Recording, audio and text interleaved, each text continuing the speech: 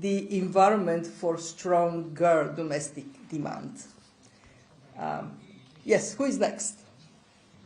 Let's go the third row here, the gentleman in the third row.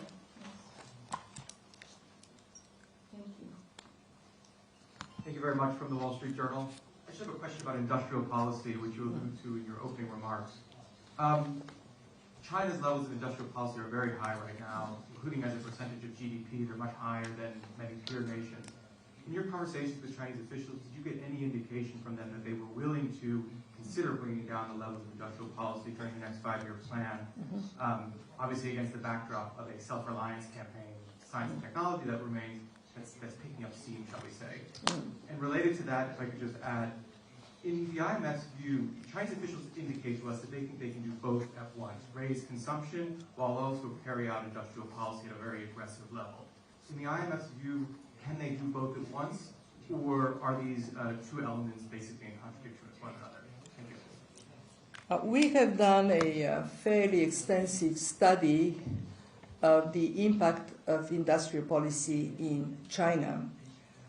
We have concluded that industrial policies in China need to be scaled down.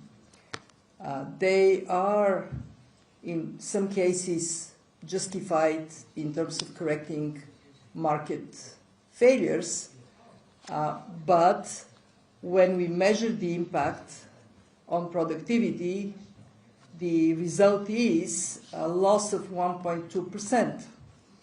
That means misallocation of resources is taking place. It is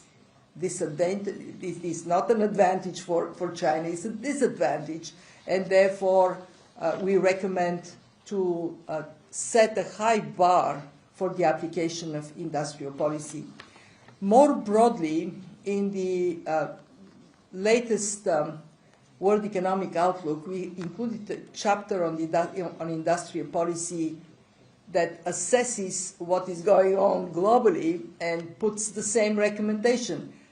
Have a very high bar, apply industrial policy where it is justified, and don't use it willy-nilly because you're harming your economy. You're leading to misallocation of capital and labor.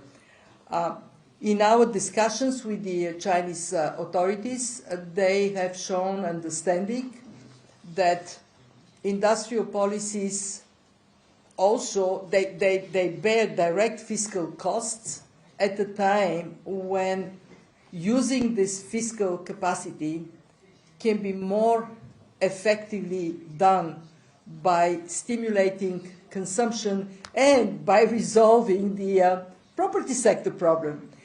We calculated that to resolve resolutely the property sector problem, China will have to spend over the next 3 years 5% of GDP.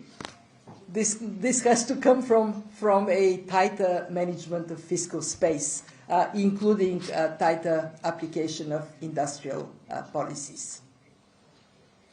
Anything you want to add? No, you got it. Okay, so we're good. Next. Back to this side, the second row here, the lady in the second row. Thank you very much. Speaking of the property sector, my question is that knowing that property sector is somehow shrinking the resident wealth in China, and what's IMF's view on the interaction between the property sector and consumption in China, and how was the discussion with the Chinese authorities on that perspective, and what is IMF's advice for China in the future? Well, we recognize that this has been a protracted problem to solve, and it has been a significant drag on consumer confidence in China. The impact is twofold. One, people feel more compelled to save because the asset they rely on has lost some value. And two, the unfinished business means that there are places where there is demand for real estate, and it is hard for this demand to be met. The Chinese authorities have taken a set of measures to address the property sector, so it's not like they don't realize that there is a problem. They do, and they are taking action. Our advice to them is to be more determined, more decisive, and there are two things we think that they can do more actively. One, let developers that are unviable exit. And that would be a way to reduce the liabilities related to the property sector problem. And two, be more proactive where it is meaningful to get completion of unfinished housing. On the first one, we think that there is still the need for more decisiveness to let unviable developers exit. We have been actually urging more attention for closure on this problem. We call them, I'm sure you know, zombie firms. Well, let them, the zombies go away. Just to address your point, if you look at consumer confidence, it's been plummeting since the real estate crisis began, right? So the point here is that if you address the problem in a very comprehensive way, that should revive consumer confidence and help in the consumption pickup. So that's the whole idea, that spend 5% of GDP over the next 3 years, fix the problem on a permanent basis. That should provide a fillip to consumption going forward. Thank you. Lady in the first row here in Logan. Yeah, here. Thank you. Thank you. I'm from CNBC. I was wondering if your assessment of China's tech policy plans for the next 5 years, what impact that's going to have on the spillover to other economies, since you mentioned exports, rising global tensions. Thank you. Well, China has been determined to invest in R&D and to be an innovation-driven economy. When we assess preparedness for AI, for example, we have an index at the IMF that measures how well countries are prepared for AI on 4 indicators: digital infrastructure, labor market adaptability, how innovation flows across the economy, and regulation and ethics. China is #1 among emerging markets. So we expect that this direction of supporting innovation will continue. What we hope to see is to let more market forces determine the expansion of companies, and that to let competition play its role more. And I want to say that unquestionably, the speed with which technology is impacting the way we work, we live, we interact with each other would be a major focus here and in other countries. The risk is to try to determine where technology is going to go and put a bet from the public pocket on it. What we support is to let private bets more to determine what technology, in what way, is going to develop. I want to put a praise for China's advancements in green technology. Clearly that is good for the economy, and it's also good for quality of life. Everybody who lives here in Beijing appreciates the fact that there are more EVs on the road now than before. So there has been some positive developments, but there is a risk of determination from the public pocket, from the public purse, oversized vis-à-vis what normally should be competitive forces and private investments. Let's go to the gentleman in the third row here. Please unpack.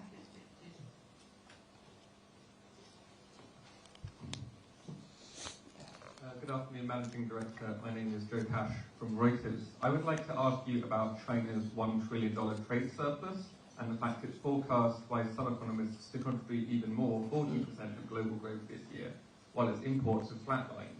French President Macron last weekend said that he had threatened Beijing with tariffs while he was here, and supporters of Trump's tariff policy say that they are necessary to push Beijing to boost its domestic demand. And what does the IMF say to governments that feel they have no choice but to place tariffs on Chinese goods because their manufacturing sectors are being hollowed out by cheap Chinese exports? Thank you. The focus of our engagement with China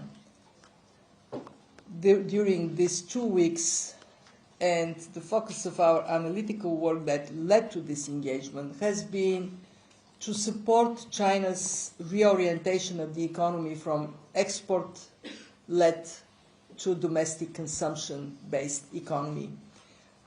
Indeed, when we look at the data for this year, net exports contribute 1.1% of the 5% growth rate I talked about.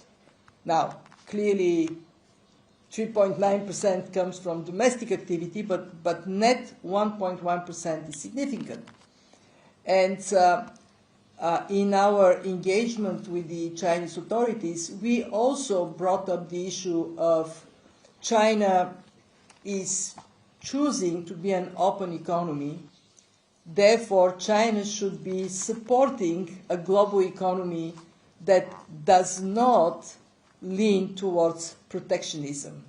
And that is to say that China has an interest to accelerate its growth transformation so as to not provoke other countries to take measures to curb down Chinese exports. And that is what we stand for. We have been very clear in our engagement that we think it is beneficial for China, it is beneficial for the world economy, for China to accelerate a transformation that is now long overdue. Maybe in the second row, here, this one, the other one. Thank you. Thank you. Managing Director Georgieva and Lan Shu from China Daily. So as you just mentioned, a better internal and external balance of the China economy is not only good for China, but good for the world. So looking at the coming 5 years, how do you think the China economy will contribute to global growth, both directly and indirectly? And can China's transition in development mode also offer valuable references to other developing economies? Thank you. In a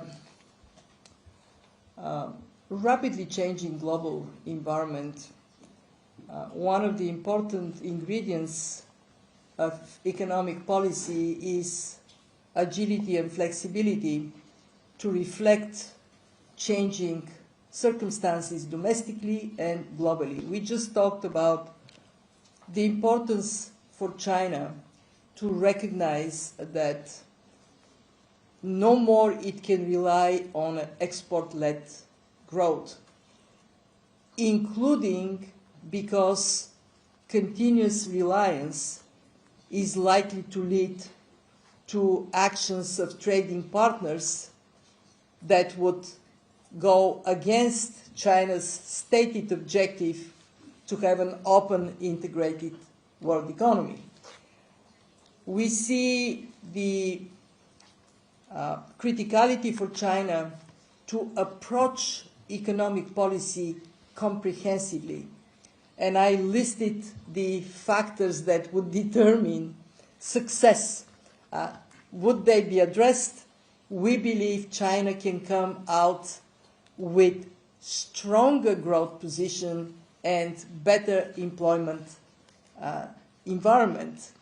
But it has to be implemented comprehensively in terms of fiscal policy, in terms of monetary policy, in terms of sectoral policy, labor market policy. And that is not an easy task, but this is what the Chinese authorities ought to embrace for success. We project China to continue to contribute to global growth in a positive way. Over the next couple of years, very likely they would be around 30% contribution to global growth. It may go down a bit, but still China remains a positive contributor to global growth. Having answered that. Lady in pink here in the first row. Good afternoon, Managing Director. I'm Amy, reporter from China Daily. And the 2025 Central Economic World Conference is going to be held in Beijing. And I want to ask, how do you assess China's achievements during the 14th five-year plan period? Thank you. The 14 5 years. Yes. Okay. Well, the 14 5 years plan overall has met the objectives set in terms of growth. It has also shown that the Chinese leadership is able to adapt to changing circumstances, and this is particularly relevant for year 2025, when we have seen significant change in the context of trade tensions. What we find most significant is that in the last year, in 2025, the Chinese government has more systematically approached the question of change in the growth model from export-led to consumption-led model. And as I said in the very beginning, we strongly support this reorientation. Thank you. Second row. And by the way, meeting the growth targets in 2025 was not an easy task, and yet with the attention paid to engaging with key trading partners, we have seen a positive outcome this year. Good afternoon, Managing Director. I'm from Global Times. My question is, what does the IMF see as the main driver of China's economic growth in this year and going forward? And we know that China has announced a more proactive fiscal and monetary policies for next year recently. And how does the IMF see the effectiveness of China's macro policies in supporting stable growth? Thank you. In 2025, the main factor for reaching 5% growth rate remains exports. What we have seen is China increasing exports across the board in all regions, with the exception of the United States, and doing so on the basis of favorable conditions, including the real exchange rate depreciation that helped Chinese exports to be more competitive. In 2025, consumption did not contribute positively to growth. It was consumption remained somewhat weak, and similarly, investments in this year have seen somewhat weaker performance. In 2026, as we project growth to slow down from 5 to 4.5%, most of this, and in 2025, one thing that helped tremendously for good economic performance were supportive fiscal and monetary policy measures.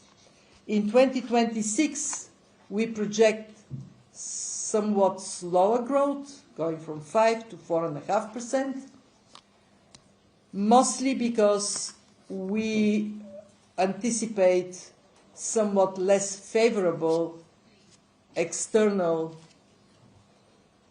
performance.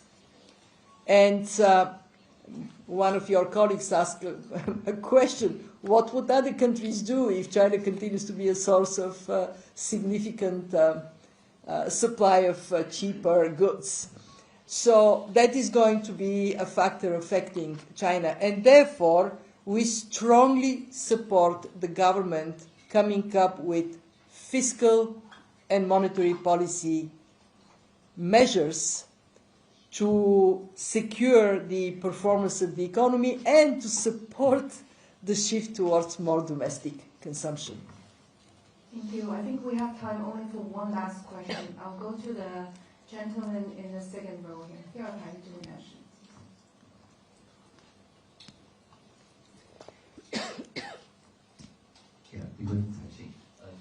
I want to ask what you mentioned twice, which is use, and I want to go after both you and Sonali.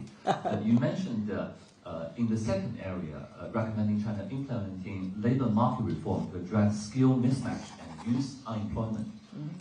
We know, as you explained, youth unemployment in China is perhaps exacerbated by AI, in addition to China's macroeconomic imbalance.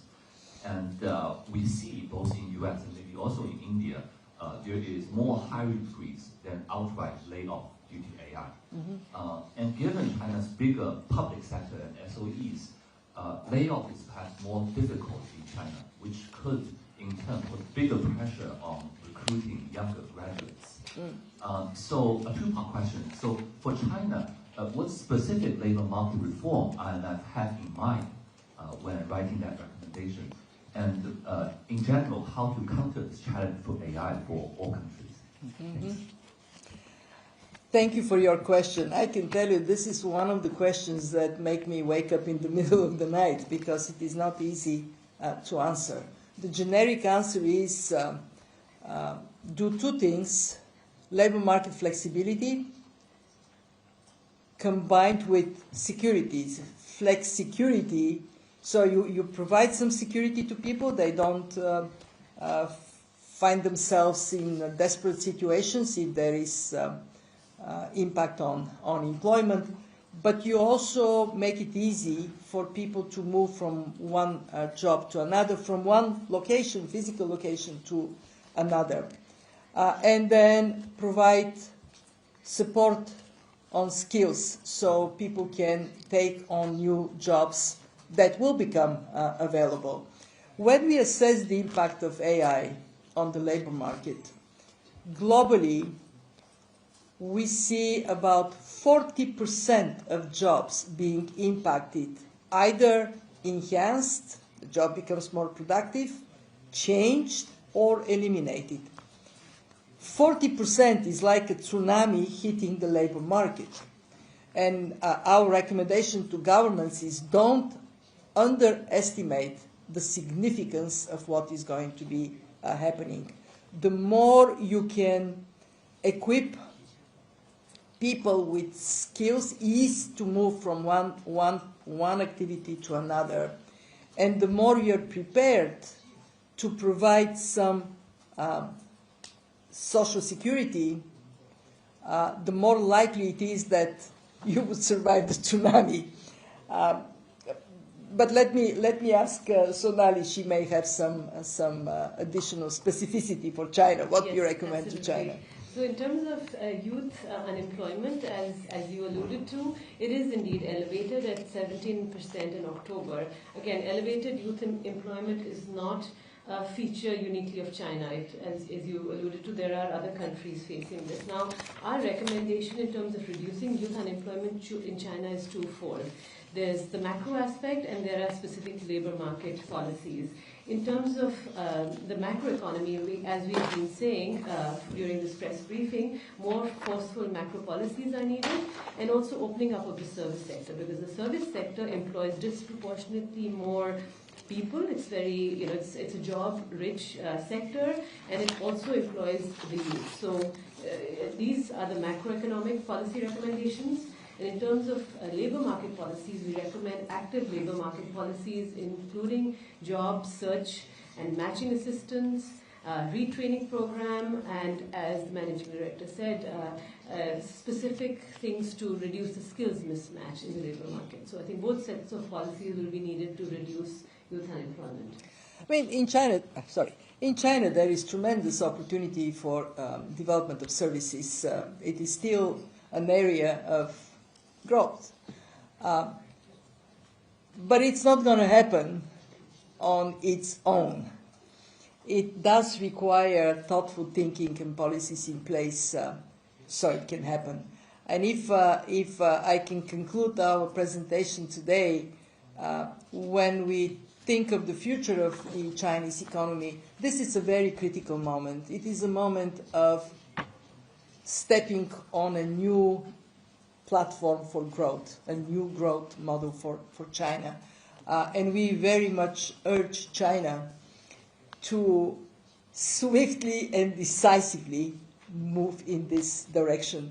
More consumption-oriented, more services, job-rich activities, more support for people who would find that the labor market is more dynamic than it used to be.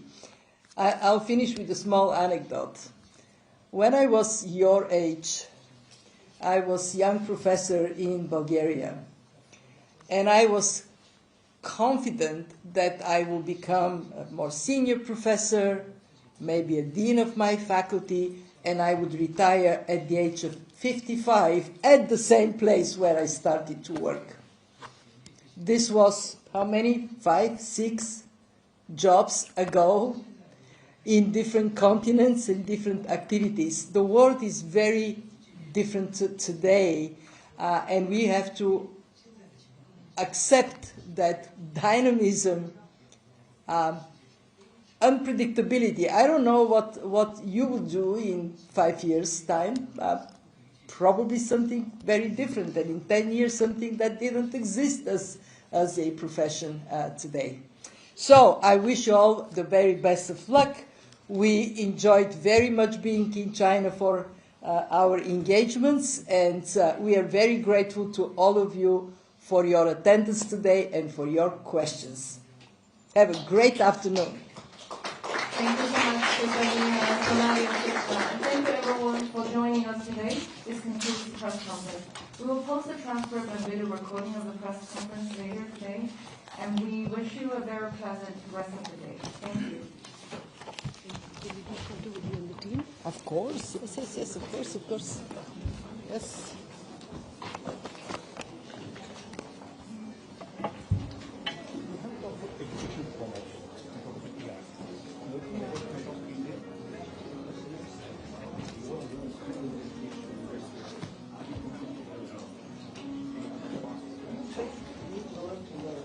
That's it.